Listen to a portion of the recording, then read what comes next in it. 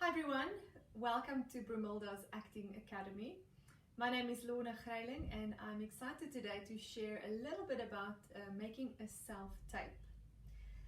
I'm going to try and keep it as simple as possible and just share some of the practical mistakes that people make, and also just to show you how to use what you have if you can't afford all the very expensive equipment.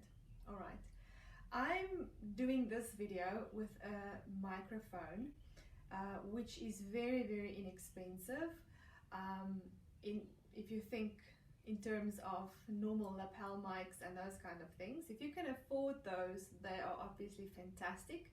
You can mic yourself if you've got the skill, and you can do that. But if you don't, and you are doing a scene where you are further away from the camera, if you have to do a kind of a fight scene or something that you have to talk as well as do a dance or movement, you are going to have to use a mic, because sound in any video is of the ultimate importance.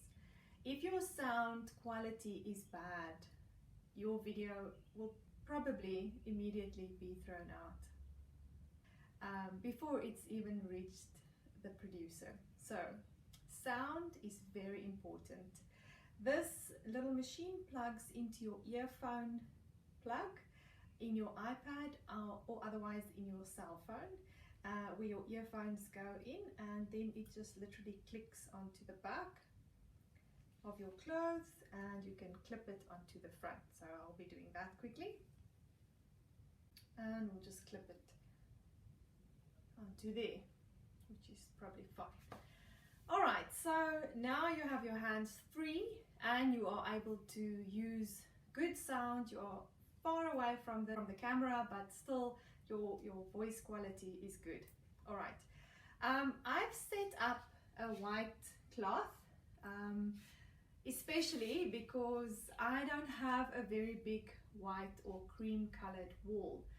But if you can do it in front of a garage wall or outside, where you do have a white or a light colored wall, that is the best background for your self-tape. Don't do it in front of a closet full of clothes or a very busy background, because it disturbs the casting agent, and she will have a look at everything that's behind you instead of watching the quality of your acting. So just a little tip there, try and get something that is plain, that is simple. A white or a cream wall is it's the best background if you can. If you don't have that, take a sheet, drape it over a door and stand in front of a door, and that is also an easy background. This doesn't look good now because it's from far, but as soon as you'll see it on the self-tape, you'll only see the white background. You won't see anything else because the self-tape will be much closer. So this is from far, it's just to give you an idea of the little bit of space that I have and what I've done with it to help you out. Alright, because self-tapes usually you get an hour or 2 hours, or sometimes a little bit more, sometimes even less, where your agent will send you the brief and the casting agents, they want the self-tape now, and you have to just make a plan. And if you don't have a studio set up, you have to learn your lines, get into character, and have an area where you can quickly set something up that is doable and that is workable. Alright, so setting up your camera. There are various different ways and means.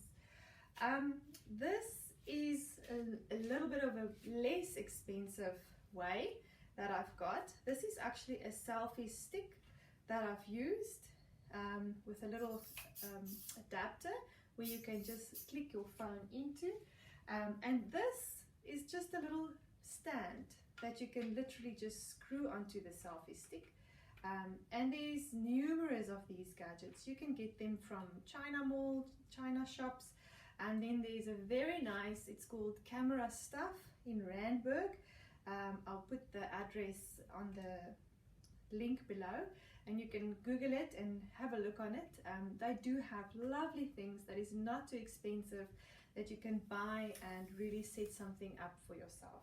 So this pulls out. It's a selfie stick where you plug your phone in, but now it's got a stand, so if you put it down, it will stay like that. So this is a less expensive one, and then you literally just click your phone in like that. All right. Otherwise, if you don't have that, and you want to spend a little bit more money, this is a much nicer clip. It clicks your phone in at the back, and it works with the light, because lighting is very, very important. When you light your face up from the front, it makes a very big difference to what you have got on screen. If your area is too dark and you don't have good lighting, it really makes your self-tape look bad, and you will probably lose your role to somebody who has got a better and a more clean look and lighting on their face. All right, so this is a more expensive way to do lighting, but I'll show you a cheaper version as well. So this is quite easy. Your phone literally clicks in to this like so, and then I have a better stand which is a little bit more stable, and then this literally just screws onto the stand very, very easily, very quickly, and very simply. There is your stand. Okay, so now once that is nicely secured, you can now basically tighten that, and you can make it longer or shorter as you need it. All right, so that will be your camera stand, and you will make it as tall or as short as you want it. I'm going to make this a little bit longer so that I can look straight into it, can be according to my eye line. Biggest mistake that I often see with self-tapes is people forget to cleanse their lenses. This is very important. If you have fingerprints or dirt on your camera or your phone, it gives you a very fuzzy and a glazed look. You don't want that. You want it as clear as possible. So always make sure that you wipe your lens just before you take your self-tape. With a cloth that is good for your lens, not something that is going to scratch it. So even the sheet kind of material or something that's soft that can cleanse your camera's lens, and then there you go, that is good enough. Okay, so if you don't have this more extravagant or more expensive light, it is then fine to use some of the things that you've got at home. So I've got this desk lamp that is very nice.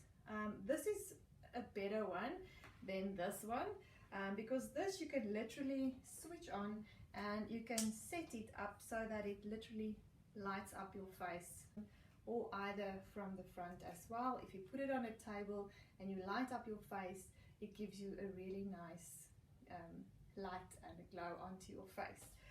But if you don't have that and you only have this kind of lamp, also good. So this is nice. It's got a little bit of an orangey look, gives you a warmer kind of feeling, and also just to light it up or underneath as best you can, to give you a little bit of light onto your face. If you need to do it from both sides. If you only have one, then just try and put it somewhere that it's out of the shot, but still just gives you a little bit of light onto your face if you don't have enough natural light. All right, good. Then basically this is how you will be doing your self-tape. You will switch on your camera. If you have an iPhone, their camera options are very, very good. Their videos, they're really, really excellent with these phones. Something I saw now is just be careful that the pressure of the clips don't press on your volume buttons.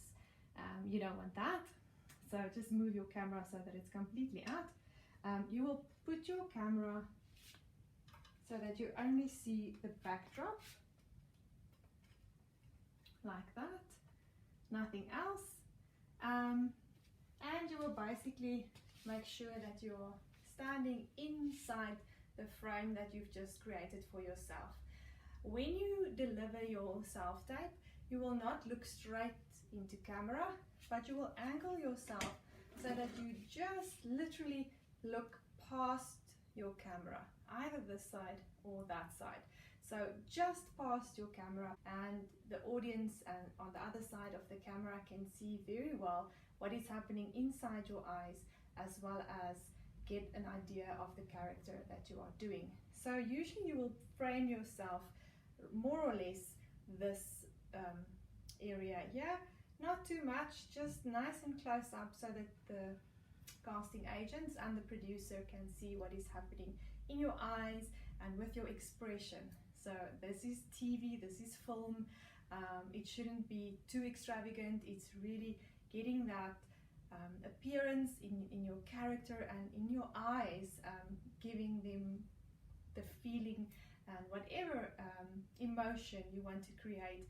You're going to create it with your eyes more than with your body language. So when you do a self-tape, it's got to be closer. So what I do then, I press the record button and I set myself up where I think I'm going to stand, and I will then start delivering just the beginning of my line, and then I will go back and have a look at the camera and see, click on it and have a look at where you are. Am I too far? Am I too close? Should I go more to the left, more to the right? And you can set it up as you think it would work. So in this case, I'm going to put it a little bit closer, the camera. I'm going to try again. As I'm here, I will literally just then be able to speak just past the camera, just past the lens, and deliver my lines that I have. Alright, so if this was me, this is my self-tape, I would give myself a couple of seconds and then go into the lines that you have.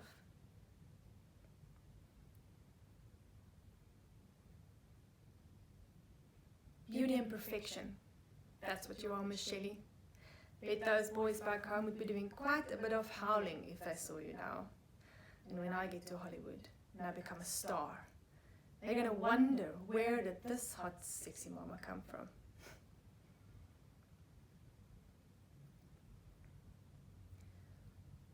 But my past will be a mystery, because life before this moment just ain't worth talking about.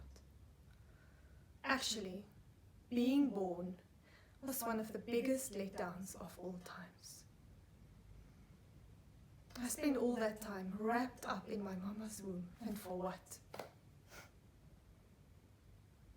Why didn't anyone tell me what it was going to be like when I come out?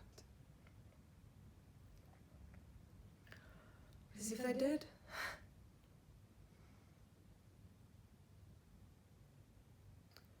I wouldn't have come out.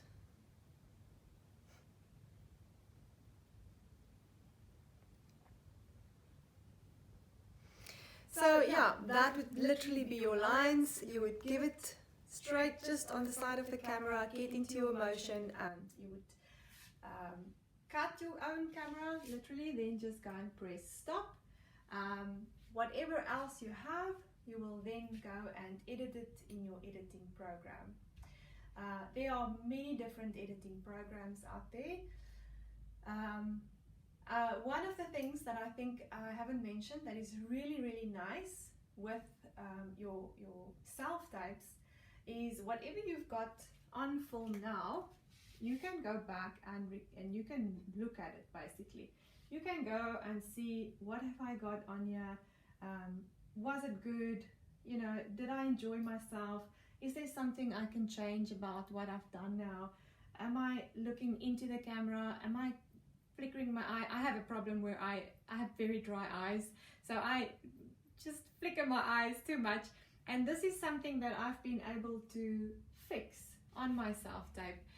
You can do 1 or 2 or 3 self-tape takes, and you choose 1 or 2 that you're happy with according to what you've seen on tape. If you're happy with that, you send it off to your agent and they can send it straight through to the casting agent, and they take it straight through to the directors. When you edit your video, it is important to do it as plain as possible. Don't put all kinds of video leap and all kinds of special effects onto your acting piece. That is completely not necessary at all. I'm going to actually stop this now and record what I'm saying closer up so that I can cut between the two cameras as well. But when you are, I'll talk into this camera as well. When you are editing your self-tape, this is important that you do it in a plain and simple manner. Don't go over the top with all kinds of funny things. Just showcase what you can do.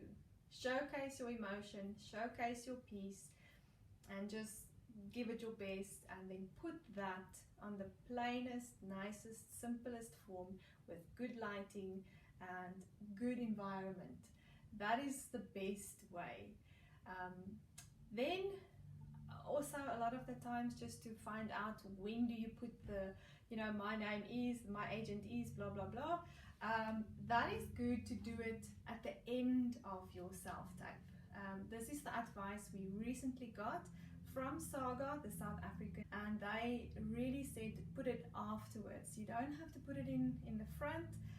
This is not a critical thing, but it's good to get into your acting piece. They are watching sometimes hundreds of pieces and of self-tapes. They want to see what you can do. If they can't see what you can do immediately and up front, they just flick through yours. So give them what you can do. Nice, clean, good lighting, quiet. Don't do it in an area where there's cars coming through, there's birds chirping outside, unless you're supposed to be in a jungle and the piece is outside in a jungle. Then it might be good to have birds chirping too much, or have some sound effects, I don't know. Not added in, but maybe some natural birds chirping.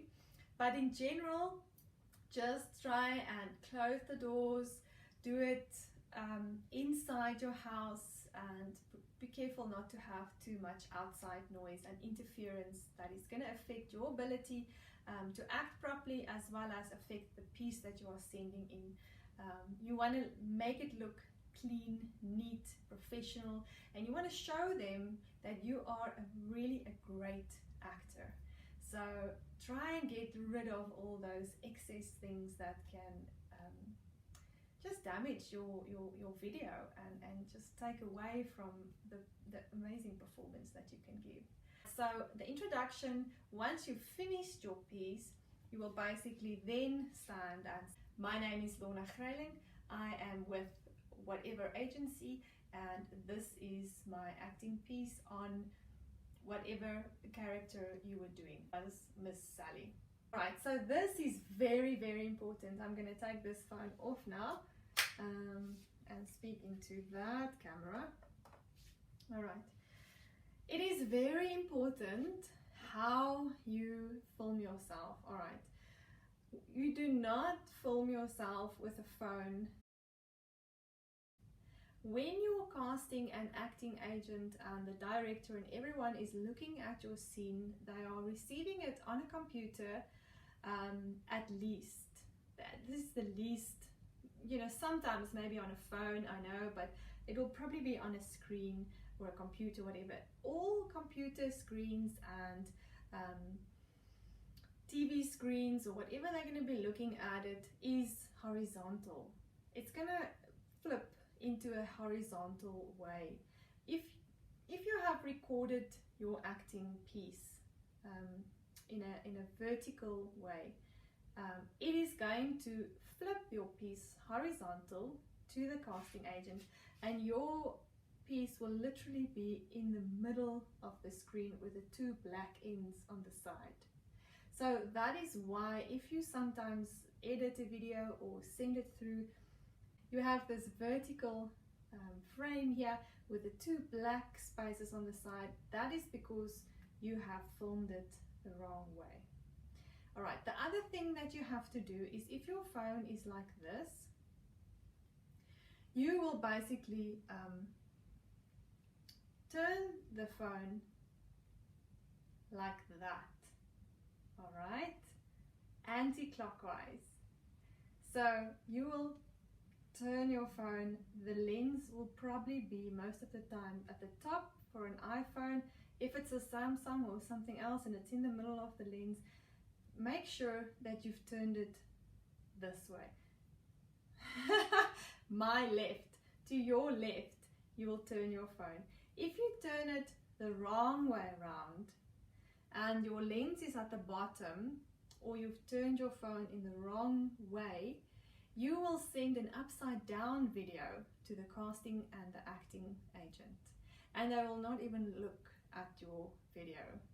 If they're not going to look upside down, no matter how good you are. If they are seeing hundreds, sometimes thousands even, of videos and castings and things, they do not have time to flip you around or to watch you upside down and, you know, imagine how good you would have been if you were the right way around.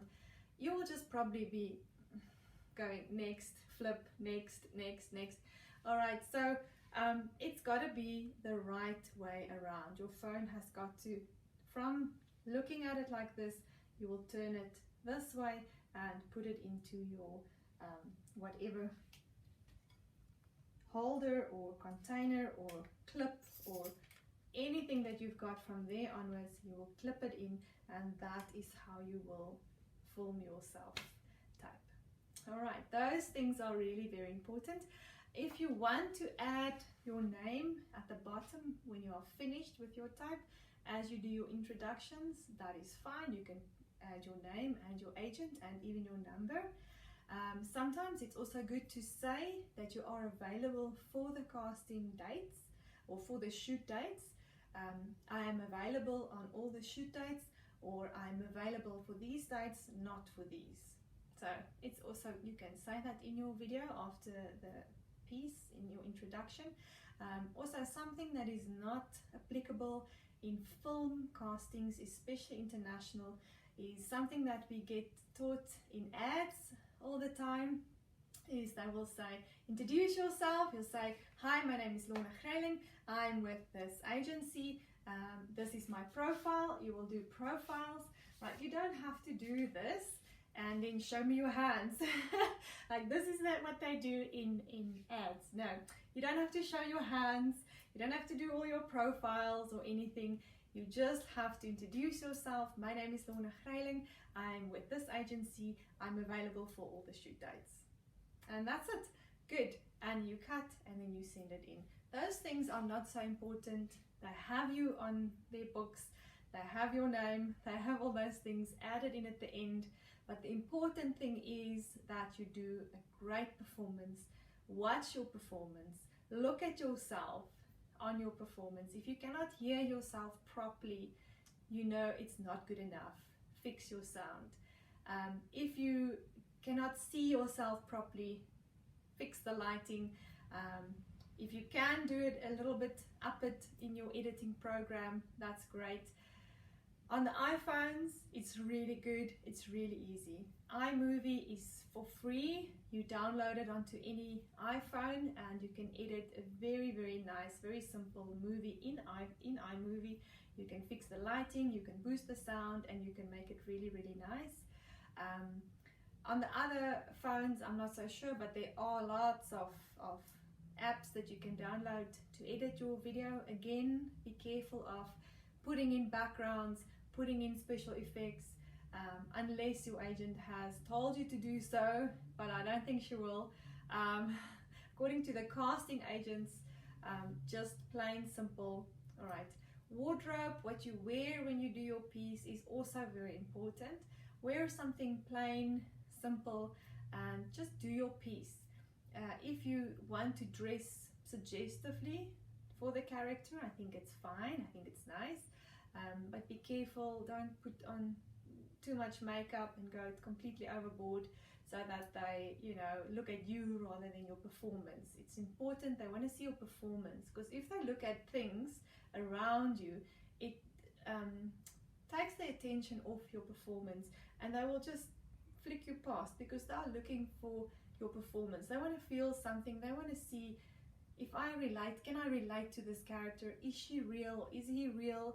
And if you are doing all kinds of funny things with your performance, they can't see that. You won't be memorable to them. They will just remember, you know, I had this actor and I remember that she wore this really crazy wig or something, and you know, but they would have flicked past you anyway. So they would have forgotten what you have said because they were so interested, and they don't go and look at you again. They've got too many types to look through.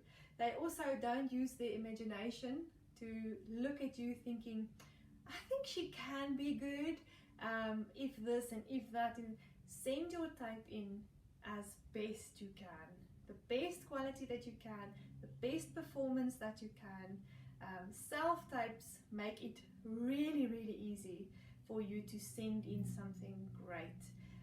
Once you get that call, send in the best self type that you can. It's a great option. Self types.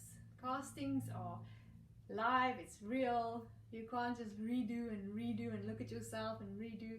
With the casting self type, it really is. You can look at it a few times and you can adjust things and you can move yourself a little bit, give it a little bit more, give it a little bit less, and you can do two different performances and say, right, here I am, this is me, this is two performances. It's a little bit different, so I thought I can do this character either in this way, more aggressive, or more timid, or you know, more friendly, or whatever the case is.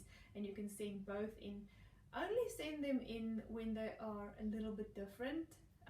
Don't send in 3 of the same self types to the casting agent. That doesn't help. So 1 or 2, maximum 3 to your agent, and she will probably pick the best one and send it through to the casting agent, or 2 if they're very, very different.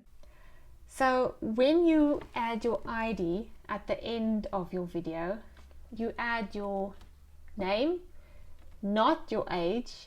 Don't give them your age, it's not necessary. You give them your name, your surname, your availability, and your length. Those are the things that you can add in your ID, and you can add that at the end.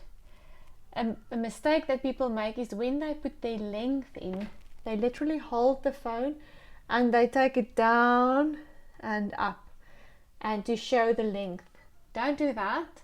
Just take a full length picture and edit it into your ID. So just a little bit of advice there.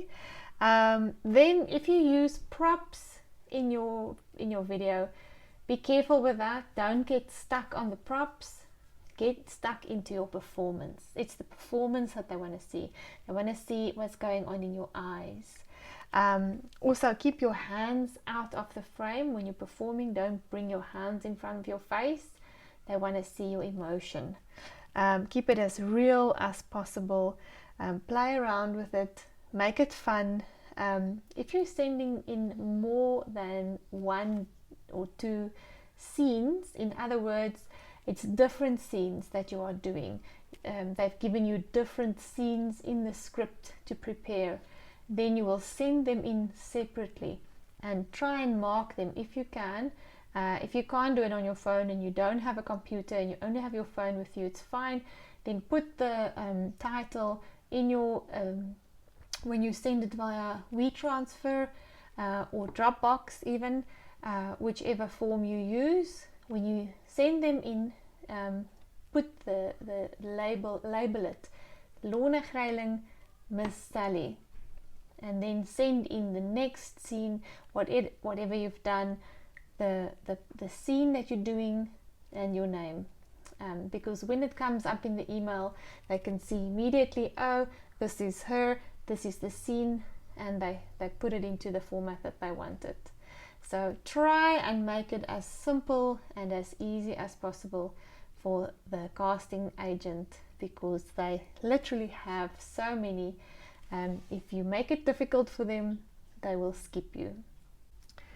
Alright, so just another tip: when you are filming, don't film your video in 4K or HD or anything like that. If you film it in that, it's fine. When you edit it, lower it, put it into 720, 360, and send it off as small as possible.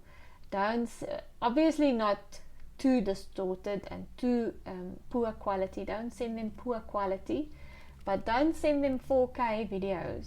It takes too much space.